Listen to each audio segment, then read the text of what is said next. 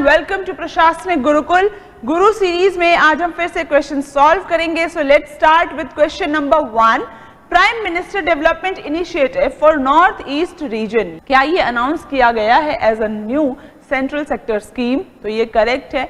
इसका आउटले जो है 6,600 करोड़ है for the 4 year period from 22 से 23 और 25 से 26। ये काफी इंपॉर्टेंट है, टाइम पीरियड पता होना चाहिए और नॉर्थ ईस्ट रीजन में क्या डेवलपमेंट चल रही है वो भी पता होना चाहिए। एग्जाम पर्सपेक्टिव से बहुत इंपॉर्टेंट हो जाता है। तो हमारा आंसर है बोथ 1 और 2। और हमारा अगला सवाल है पेस्टिसाइड के बारे में। तो इंडिया जो है क्या ये सेकेंड लार्जेस्ट पेस्टिसाइड मैन्युफैक्चरर है दुनिया में? हमें करेक्ट स्टेटमेंट बतानी है। तो ये बिल्कुल करेक्ट है। इंडिया का जो ग्लोबल पेस्टिसाइड कंजम्पशन है क्या ये सिर्फ 1% है? ये भी सही है। आंसर होता है सी, बोथ 1 और 2। अगला सवाल है गरीबी को हम कैसे मापते हैं, मेथड कौन कौन से होते हैं? तो यहाँ पर एक न्यूज आई है कि जो ऑपोजिशन है उसने बोला है कि जो गवर्नमेंट है वो गरीबी जो है उसको नहीं माप रही है बहुत सालों से, और ये जरूरी है ताकि डेवलपमेंट कितनी हो रही है पता चल सके। तो यहाँ पे 2 मेथड्स का मेंशन है, क्या ये दोनों सही हैं? हमें करेक्ट स्टेटमेंट बतानी है। यूआरपी यूनिफॉर्म रिसोर्स पीरियड जो है क्या ये यूज किया गया था 1993 और 94 में? और मिक्स्ड रेफरेंस पीरियड जो है क्या ये यूज किया जा रहा है एनएसएसओ द्वारा 2000 के बाद से? तो ये दोनों सही हैं। अब यूनिफॉर्म रिसोर्स पीरियड क्या है? तो इसमें 30 दिन में जितना भी आपने कंजम्पशन एक्सपेंडिचर किया है उसे मापा जाता है। मिक्स्ड रेफरेंस पीरियड क्या है? तो 5 लो फ्रीक्वेंसी आइटम्स जो आप कंज्यूम करते हैं इन 30 डेज उसको मापते हैं। जैसे क्लोथिंग पे कितना खर्चा है, हेल्थ पे कितना खर्चा है, राइट, इन सब चीजों को। तो ये दोनों करेक्ट है, तो आंसर सी होता है बोथ 1 और 2। क्यों? ये जो है geographical indication of goods act 1999 लाया गया था और किसके तहत इसको जो है कंप्लाई करने के लिए लाया गया था? तो ये इसका आंसर होता है वर्ल्ड ट्रेड ऑर्गेनाइजेशन। इसकी गाइडलाइंस के अकॉर्डिंग ही इस एक्ट को बनाया गया था। और ये इंपॉर्टेंट क्यों है? क्योंकि इसी के तहत जो है हम यहाँ पे देख सकते हैं कि ज्योग्राफिकल इंडिकेशन टैग जो हैं वो दिए जाते हैं। हाल ही में बनारसी पान और लंगड़ा आम जो है इसको जीआई टैग मिला है। ये दोनों कहाँ से हैं? तो बनारस से हैं। चलिए अगला सवाल है डिस्ट्रिक्ट मिनरल फाउंडेशन से रिलेटेड। तो ये किसके द्वारा एस्टैब्लिश किया जाता है? स्टेट गवर्नमेंट द्वारा। बहुत इंपॉर्टेंट है क्योंकि अब यहाँ पे 626 डिस्ट्रिक्ट में ये बन चुका है डीएमएफ। और ये क्या काम करता है? माइनिंग एक्टिविटीज से जिनको भी अफेक्ट होता है, डिस्ट्रक्शन होता है या जिनका भी कोई कष्ट होता है तो उससे जो है इनको बेनिफिट दिया जाता है इस फाउंडेशन के थ्रू। चलिए कॉन्स्टिट्यूशन जो है किसे ऑथराइज करती है कि qualification of member of finance commission तय करे? बहुत इंपॉर्टेंट है क्योंकि 16th फाइनेंस कमीशन जो है ये कॉन्स्टिट्यूट होने वाला है नवंबर में इस साल, ठीक है?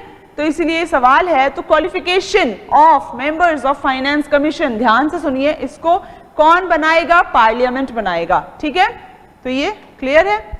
Who made the earliest poverty estimation in India? Very important क्योंकि ये गरीबी को मापने की बात की जा रही है ऑपोजिशन पार्टी द्वारा। तो ये सवाल आ सकता है।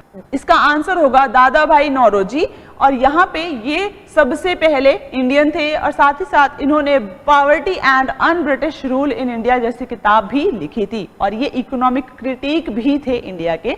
बाकी पर्सनालिटीज भी इंपॉर्टेंट है। आरसी दत्त जो हैं वो भी इकोनॉमिक क्रिटिक थे। ब्रिटिश पॉलिसीज से क्या घाटा हो रहा है, इकोनॉमिक लॉस हो रहा है, वो भी काफी बढ़ चढ़ के वो बोलते थे, ठीक है? अगला सवाल है ब्रह्मोस जो है एक सुपरसोनिक क्रूज मिसाइल किसके द्वारा डेवलप किया जाता है? आंसर होगा joint Russian Indian BrahMos aerospace company द्वारा। तो यहाँ पे ये 25वीं साल हम मना रहे हैं, एनिवर्सरी मना रहे हैं of joint venture of India and Russia. बाकी जो है ऑप्शन गलत हैं, ये सिर्फ कंफ्यूज करने के लिए रखा गया है। कौन सा आर्टिकल है जो ट्रिब्यूनल से डील करता है जिसमें सिर्फ पब्लिक सर्विस मैटर देखे जाते हैं? क्वेश्चन पढ़िएगा ध्यान से। Which article is only for tribunals for public service matter? यहाँ पे सिर्फ और सिर्फ पब्लिक सर्विस से रिलेटेड मैटर्स को इस ट्रिब्यूनल में देखा जाएगा, उससे संबंधित आर्टिकल बताना है। तो 323A है। 323B जो है वो भी ट्रिब्यूनल्स होते हैं उसमें, और उसमें बाकी जो सर्विसेज हैं या बाकी जो केसेस हैं उनको भी देखा जाता है। चलिए, who was the founder of Banaras Hindu university? ये यूनिवर्सिटी कब बनी थी? 1916 में, और बहुत सारे लोगों ने मिलकर इसे बनाया था, जिनमें से मदन मोहन मालवीय जो हैं वो भी एक पर्सनालिटी हैं, एनी बेसेंट जी हैं, उन्होंने भी काफ़ी योगदान दिया था, और ये उनकी पिक्चर है। बनारस हिंदू यूनिवर्सिटी जो है वो एशिया की लार्जेस्ट रेजिडेंशियल यूनिवर्सिटी है। Buddha Charita the epic biography of Gautam Buddha in Sanskrit was written by whom? तो अश्वघोष जो हैं, जो संस्कृत ड्रामा के फादर माने जाते हैं, बहुत बड़े पोएट थे, उन्होंने ये लिखी थी बुद्ध चरिता, और साथ ही साथ जो बाकी पर्सनालिटीज हैं वो भी बुद्धिज्म से रिलेटेड हैं। देखिए, इंद्रभूति जो हैं ये वज्रयान बुद्धिज्म से रिलेटेड हैं, असंग जो हैं ये महायान बुद्धिज्म से रिलेटेड हैं, और बोधि सेना ये साउथ इंडिया के हैं, और ये जापान में जाने वाले पहले इंडियन हैं जिनका डॉक्यूमेंटेड हिस्ट्री है, लिखा गया है डॉक्यूमेंट से, तो काफी इंपॉर्टेंट हो जाते हैं।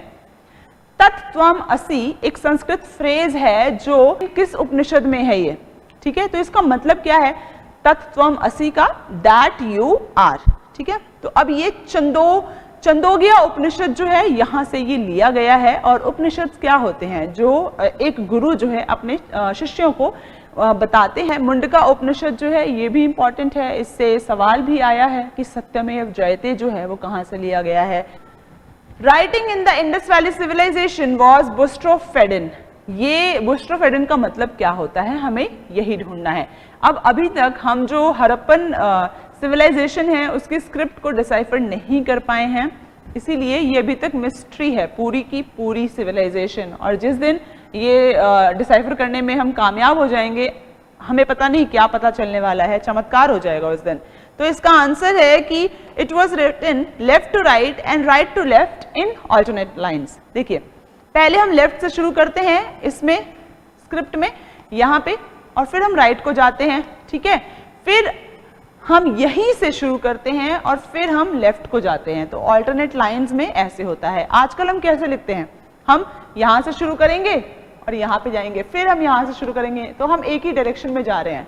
ये बाय डायरेक्शनल टेक्स्ट है। ठीक है, चलिए अगला सवाल है, जो यज्ञ परफॉर्म होते थे उनका बेसिक पर्पस क्या था? ये एस्टैब्लिश करता था authority of the chiefs over the people. दूसरा है, ये टेरिटोरियल एस्पेक्ट जो है पॉलिटी का उसको रीइंफोर्स करता था।